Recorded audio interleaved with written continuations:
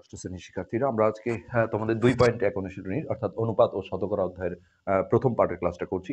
আমরা ইতিপূর্বে অন্যান্য পার্টগুলো করে ফেলেছি। ভিডিওর নিচে আমরা ডেসক্রিপশন বক্সে লিংক দিয়ে দেব। তাছাড়া তোমরা প্লেলিস্টে গিয়েও ষষ্ঠ শ্রেণীর প্লেলিস্টে গিয়েও তোমরা সার্চ করে দেখতে পারো। আজকে আমরা মূলত এই অধ্যায়ের প্রাথমিক জিনিসগুলো আলোচনা করব, যেগুলা এমসিকিউতে খুবই প্রয়োজন হবে, প্লাস সৃজনশীলগুলোতে লাগবেই। তো প্রথমেই আমরা জানবো যে অনুপাত আসলে কি। কখনো যদি তোমাকে সৃজনশীল ক নম্বরে আসে যে অনুপাত কাকে বলে অথবা অনুপাত কি, তাহলে এই প্রশ্নটা উত্তর হবে এটা, যে দুটি সমজাতীয় রাশির একটি অপরটির তুলনায় কত গুণ বা কত অংশ তা একটি ভগ্নাংশ দ্বারা প্রকাশ করা হয়। এই ভগ্নাংশটিকে রাশি দুটির অনুপাত বলে। যেমন সমজাতীয় বলা হয়েছে এই কারণে যে একজনের আমি যদি বয়স বলি যে 5 বছর, হ্যাঁ, আরেকজনের বয়স আমি বললাম 10 বছর, তো এই দুটো কিন্তু সমজাতীয়, অর্থাৎ দুটোই বছর। আমি একজনের যদি বয়স বলি আর একজনের টাকা বলি, এটা সমজাতীয় হবে না এবং এটার কোনো অনুপাতও তৈরি হবে না। তো এটা আমরা যদি এখন ম্যাচিং করি যে দুটি সমজাতীয় রাশির একটি অপরটির তুলনায়, যেমন এইটা এটার তুলনায় দ্বিগুণ, এই যে বলা হয়েছে কত গুণ, আর উল্টোটা যদি আমরা ভাবি যে এই 5-10-এর তুলনায় কত অংশ, তাহলে এটা হাফ অংশ হবে। এই জন্য আসলে দুটোই বলা হয় যে দুটি সমজাতীয় রাশির একটি অপরটির তুলনায় কত গুণ বা কত অংশ তা একটা ভগ্নাংশ দ্বারা প্রকাশ করা হয়।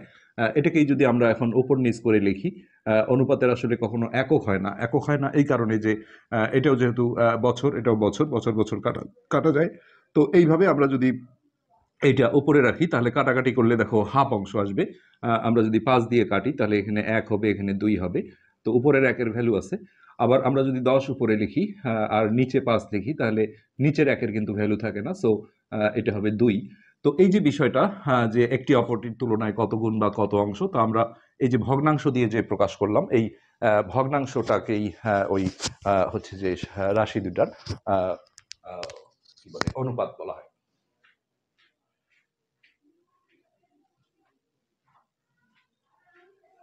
তো এবার আমরা অনুপাতের কিছু প্রকারভেদ দেখব, যেগুলো আমাদের খুবই প্রয়োজন হবে। প্রথমে আমরা দেখব হচ্ছে সমতুল অনুপাতটা কি জিনিস।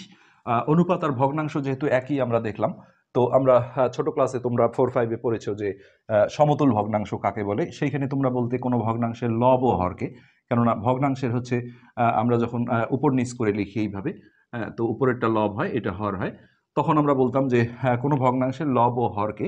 তো ছোট ক্লাসে আসলে এই শূন্য ছাড়া কথাটা লেখা হয় না। ষষ্ঠ শ্রেণী থেকে তোমাদের এই শূন্য ছাড়া কথাটা বলতে হবে। একই সংখ্যা দ্বারা গুণ বা ভাগ করে, আসলে ভাগ দুজনকে যেহেতু যায় না, আমরা বের করতে বললে গুণ করে বের করব। আমরা যদি একেও 2 দিয়ে, যে কোনো সংখ্যা দিয়ে, একই সংখ্যা দিয়ে গুণ দিতে হবে। একে দিলাম 2 দিয়ে, একে 3 দিয়ে, এটা হবে না। তো এটা 5 দুগুণে 10 আর নিচে 7 দুগুণে 14।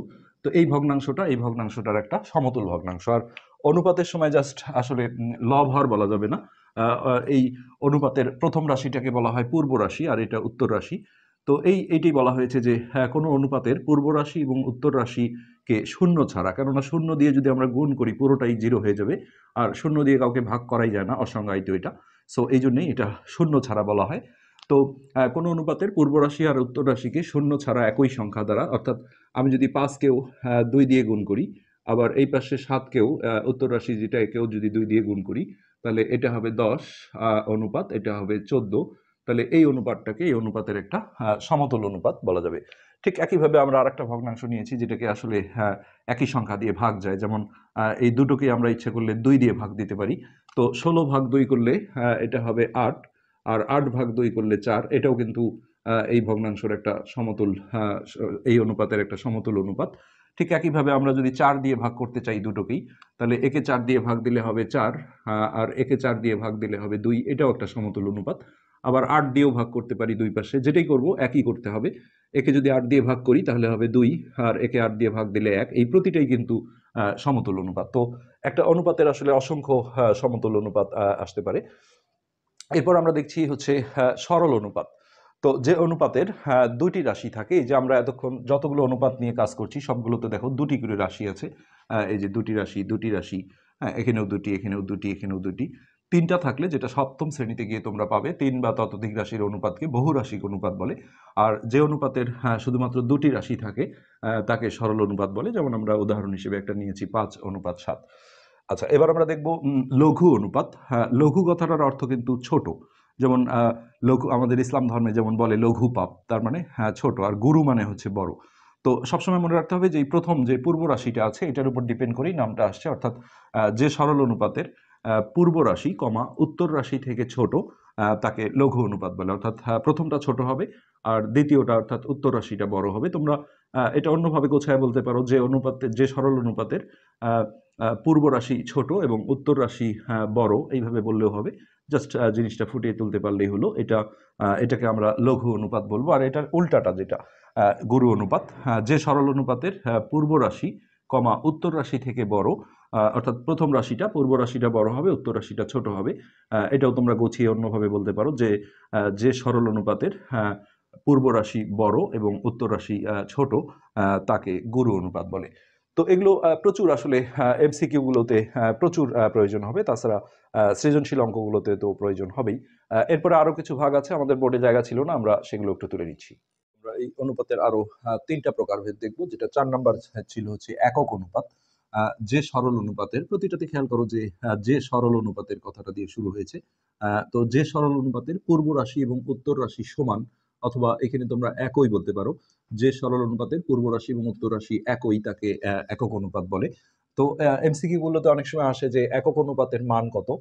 এটা আসলে সবসময় তোমার এইটা উত্তর হবে 1:1, কেননা অনুপাতকে যেহেতু ছোট করা যায় বা লঘিষ্ঠ করা যায়, তো একই সংখ্যা আসলে এটা উভয় পক্ষে যদি আমরা 7 দিয়ে ভাগ করি তাহলে 1:1 আসবে। যে কোনো ধরনের সংখ্যা একই সংখ্যা হলেই এটা সেইটা দিয়ে যদি আমরা লঘিষ্ঠ করি, কাটাকাটি করি, তাহলে এটা আসবে।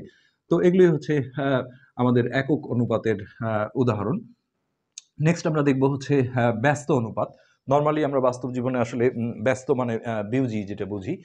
তো ম্যাথের ভাষায় কিন্তু আসলে ব্যস্ত মানে সবসময় উল্টো, অর্থাৎ বিপরীত এই জিনিসটা ধরতে হয়।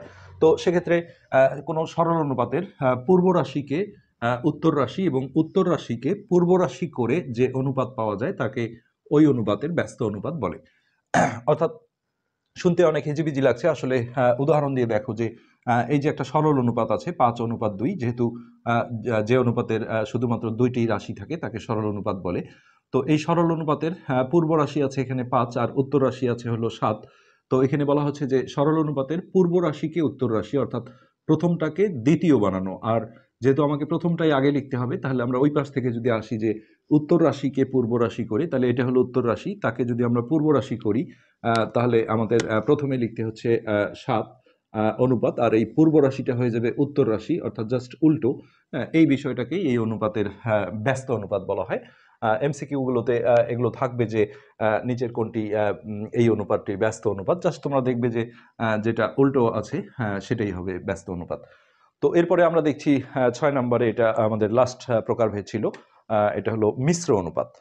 তো এখানে সংজ্ঞায়িত করা হয়েছে দেখো, একাধিক সরল অনুপাতের, তার মানে এরকম একটা সরল অনুপাত দিয়ে কোনোদিন মিশ্র অনুপাত পাওয়া যাবে না।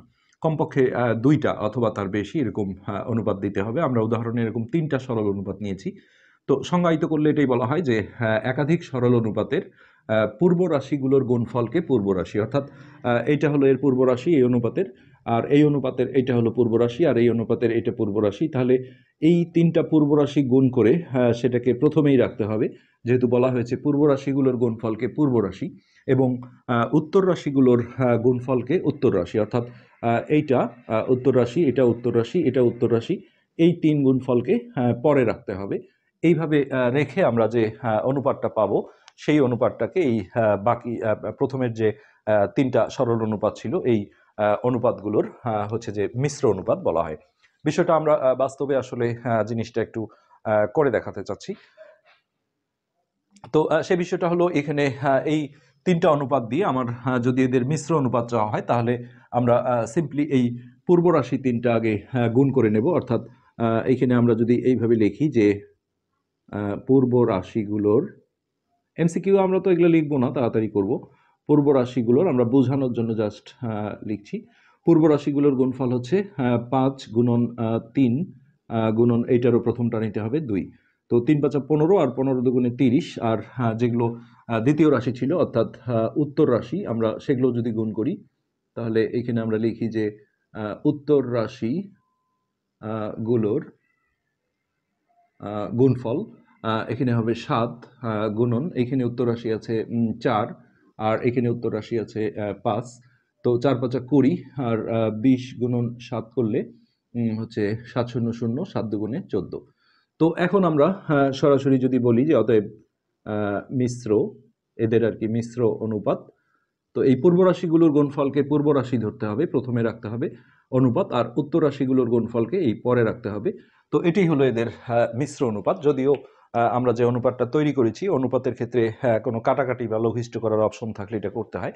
তো এটা নর্মালি দেখা যাচ্ছে যে 10 দিয়ে আসলে ভাগ যায় দুই পাশেই, তো এটা ছোট করে নিতে হবে। 10 দিয়ে যদি একে ভাগ দেই, 3 10 30, আর এখানে থাকবে 14, আর পাশে লিখে দিতে হয় 10 দ্বারা ভাগ করে। তো এরকমই অপশনে টিক চিহ্নে আসলে এটাও অপশন থাকতে পারে বা এটাও থাকতে পারে। এইভাবে আমরা হচ্ছে যে মিশ্র অনুপাতগুলো শনাক্ত করব। তো আজকের পার্ট মূলত এটাই। আমরা প্রাথমিক জিনিসগুলো আলোচনা করতে চেয়েছিলাম আজকের এই পার্টে। এরপরে আমরা ধারাবাহিকভাবে তোমাদের যে অঙ্কগুলো রয়েছে ওই চ্যাপ্টারে, আমরা সেই অঙ্কগুলোতে চলে যাব।